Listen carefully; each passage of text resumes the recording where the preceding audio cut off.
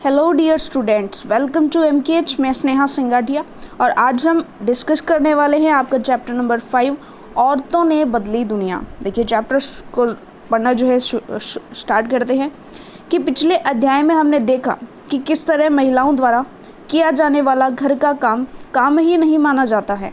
हमने यह भी पढ़ा कि घरेलू काम या घरेलू काम और परिवार के सदस्यों की देखभाल करना पूरे समय का काम है, यानी उसमें समय की ज़्यादा खपत होती है। इस कार्य को प्रारंभ और समाप्त करने का कोई निश्चित समय भी नहीं है। इस अध्याय में हम घर के बाहर के कामों को देखेंगे और समझेंगे कि कैसे कुछ व्यवसाय महिलाओं की अपेक्षा पुरुषों के लिए अधिक उपयुक्त समझे जाते हैं। हम यह भी याद करेंगे कि समानता प्राप्त करने के लिए स्त्रियों ने कैसे संघर्ष किए।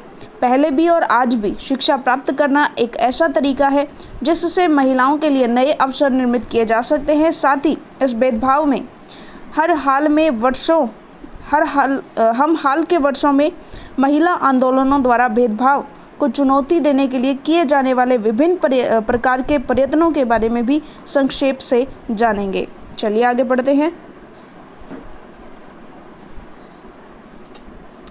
तो यहाँ पर है कौन क्या काम करता है, एक किसान, इन सभी के चित्र बनाने हैं, ये आप खुद से कर सकते हैं।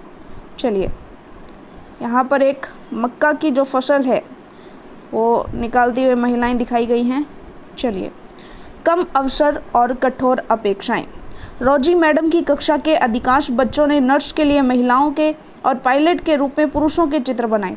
ऐसा उन्होंने इस कारण किया कि उन्हें अच्छा लगता है कि घर के बाहर भी महिलाएं कुछ खास तरह के काम ही अच्छी तरह कर सकती हैं। उदाहरण के लिए बहुत से लोग मानते हैं कि महिलाएं अच्छी नर्सें हो सकती हैं क्योंकि वे अधिक सहनशील और विनम्र होती हैं। इसे परिवार में स्त्रियों की भूमिका के साथ मिलाकर देखा जाता है। इसी प्रकार से माना जाता है कि विज्ञान के लिए तकनीकी दिमाग की ज़रूरत होती है और लड़कियां और महिलाएं तकनीकी कार्य करने में सक्षम नहीं होती।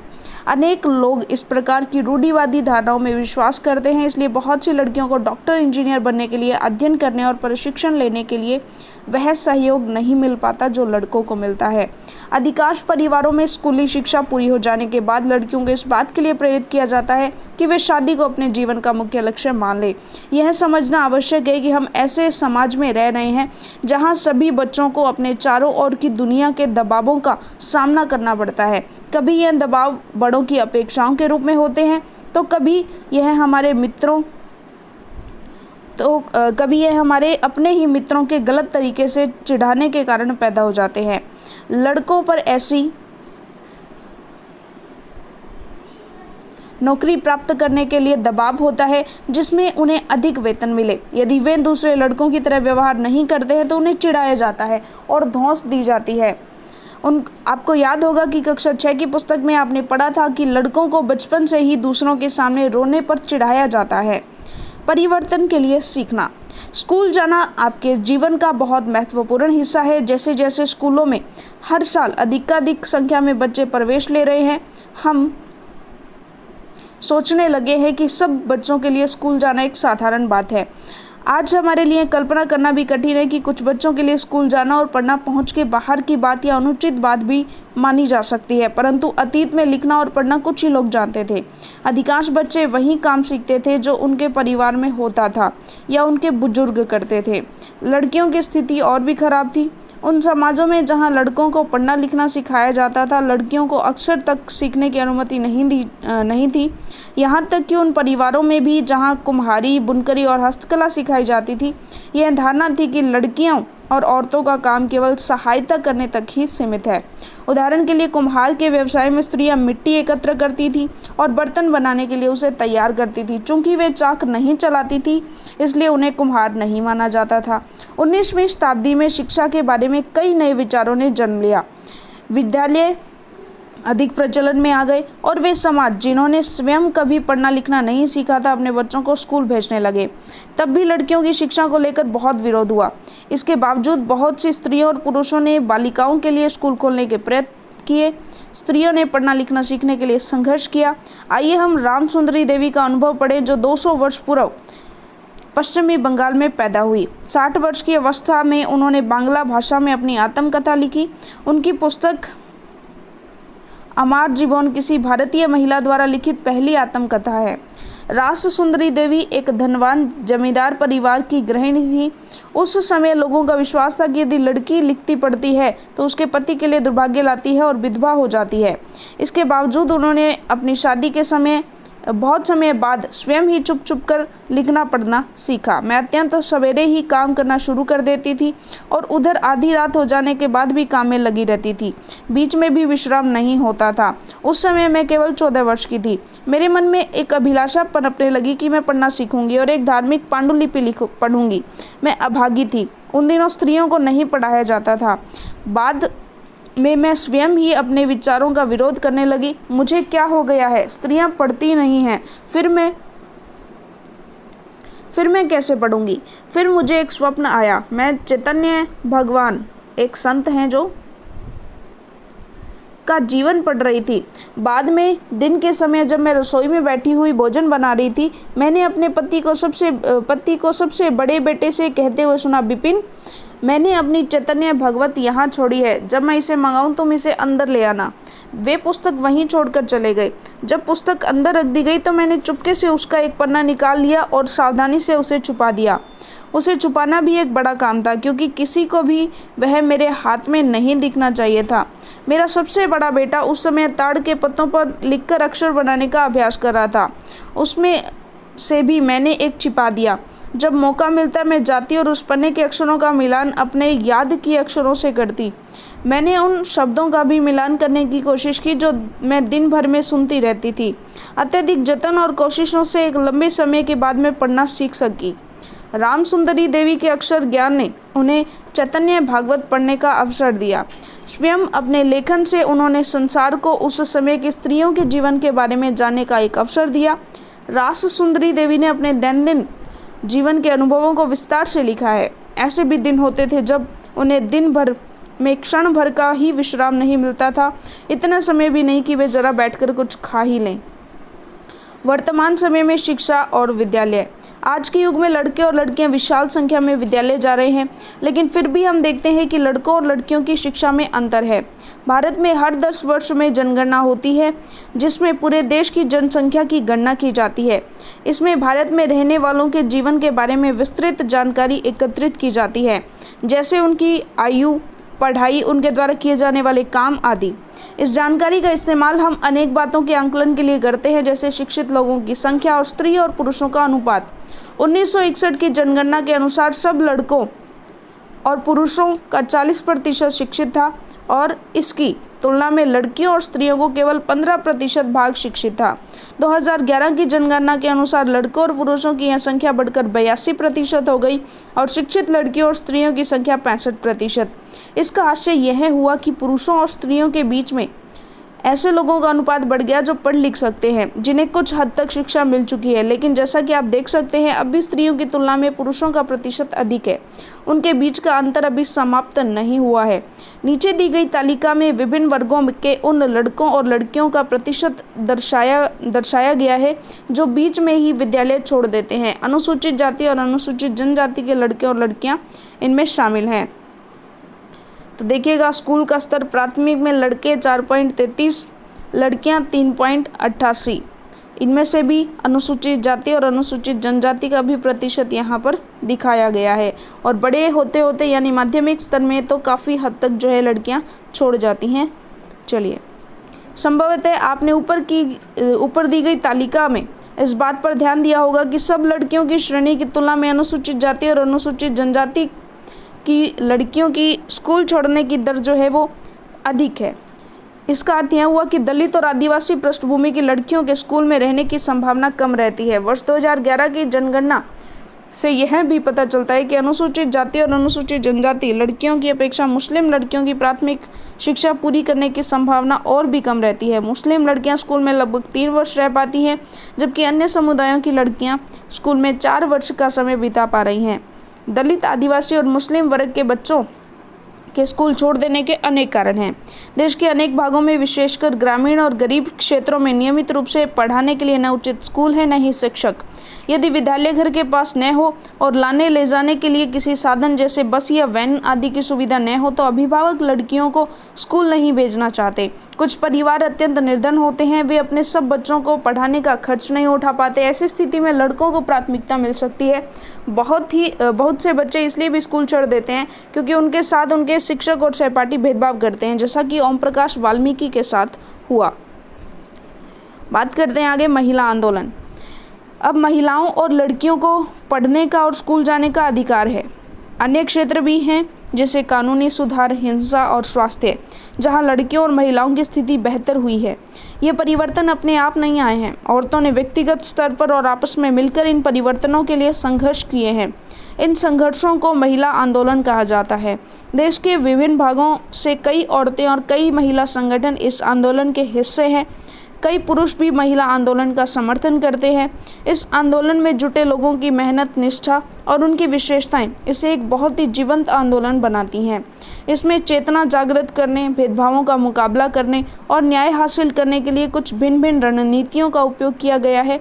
इनकी कुछ झलकियाँ आप यहाँ देख सकते हैं। बात करते हैं अभियान। भेदभाव और हिंसा के विरोध में अभियान चलाना महिला आंदोलन का एक महत्वपूर्ण हिस्सा है। अभियानों के फलस्वरूप नए कानून भी बने हैं। सन 2006 में एक कानून बना है जिससे घर के अंदर शारीरिक और मानसिक हिंसा को भोग रही औरतों को कानूनी सुरक्षा दी जा सके। इसी तरह महिला आंदोलन के अभियानों के कारण 1997 में सर्वोच्च न्यायालय ने कार्य के स्थान पर और शैक्षणिक संस्थानों में महिलाओं के साथ होने वाली यौन प्रताड़ना से उन्हें सुरक्षा प्रदान करने के लिए दिशा निर्देश जारी किए। एक और उदाहरण देखें, जो 1980 के दशक में देश भर में महिला संगठनों ने दहेज हत्याओं के खिलाफ आवाज़ उठाई।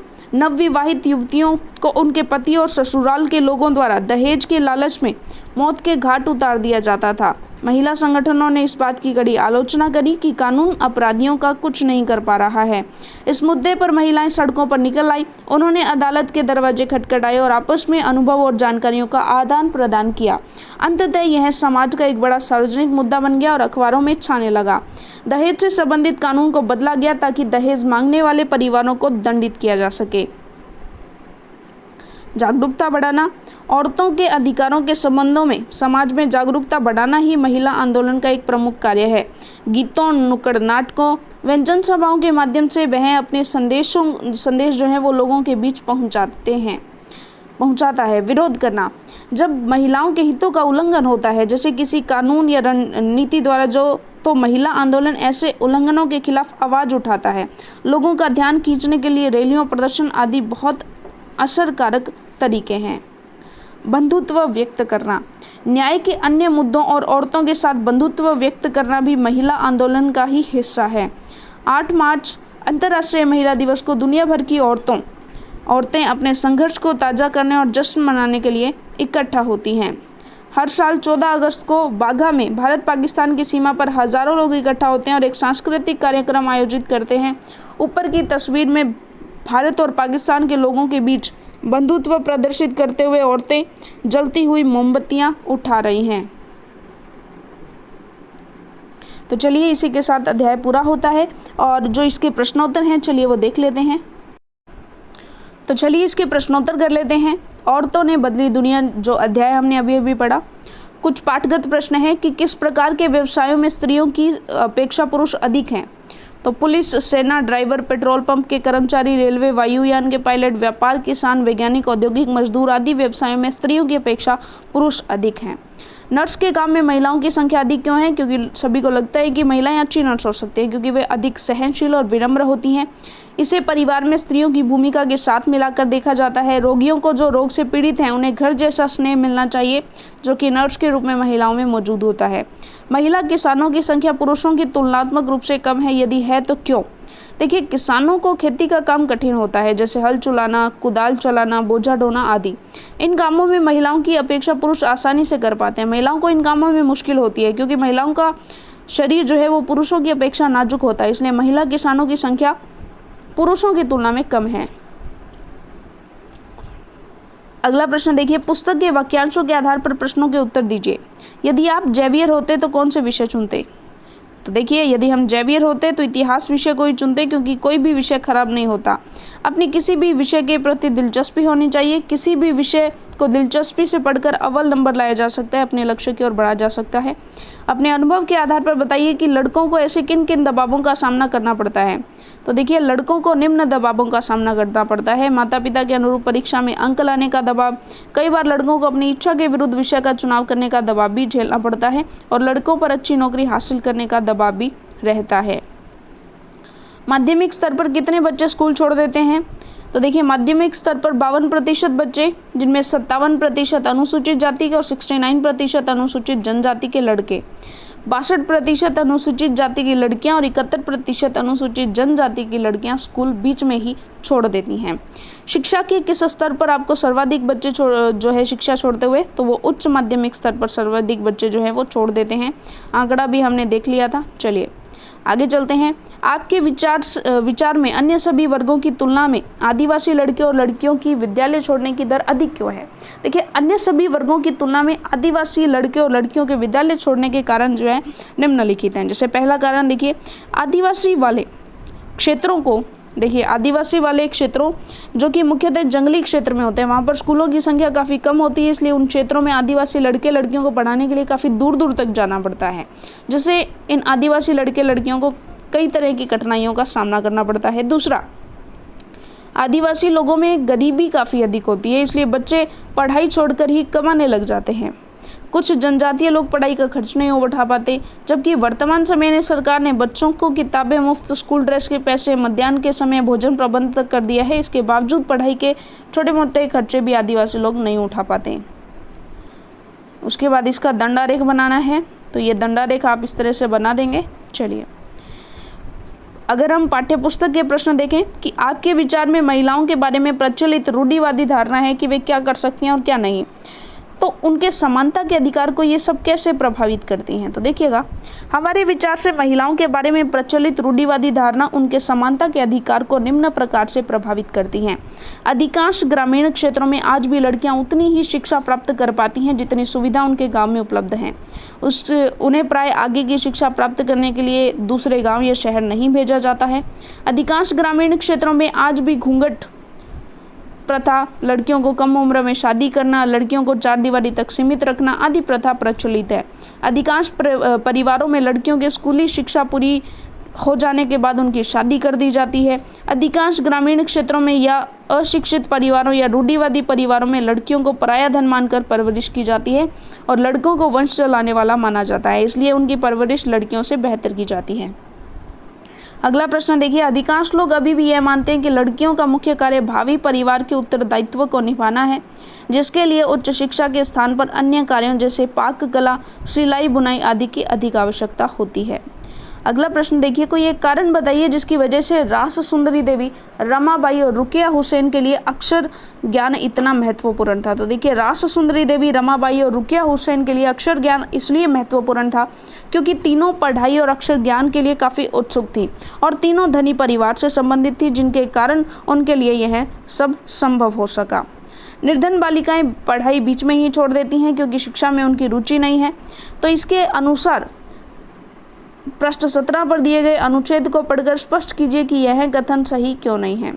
देखिए, यह कथन सत्य नहीं है क्योंकि निर्धन बालिकाएं पढ़ाई बीच में ही छोड़ देती हैं। इसका कारण उनकी रुचि न होना बल्कि दूसरे अनेक कारण हैं। दलित, आदिवासी और मुस्लिम वर्ग की लड़कियों के स्कूल छोड़ देने के अनेक कारण हैं। देश के अनेक भागों में, विशेषकर ग्रामीण और गरीब क्षेत्रों में नियमित रूप से पढ़ाने के लिए न तो उचित स्कूल है, न ही शिक्षक। यदि विद्यालय घर के पास नहीं हो और लाने ले जाने के लिए किसी साधन जैसे बस या वैन आदि की व्यवस्था न हो, तो अभिभावक जो है वो लड़कियों को स्कूल नहीं भेजना चाहते।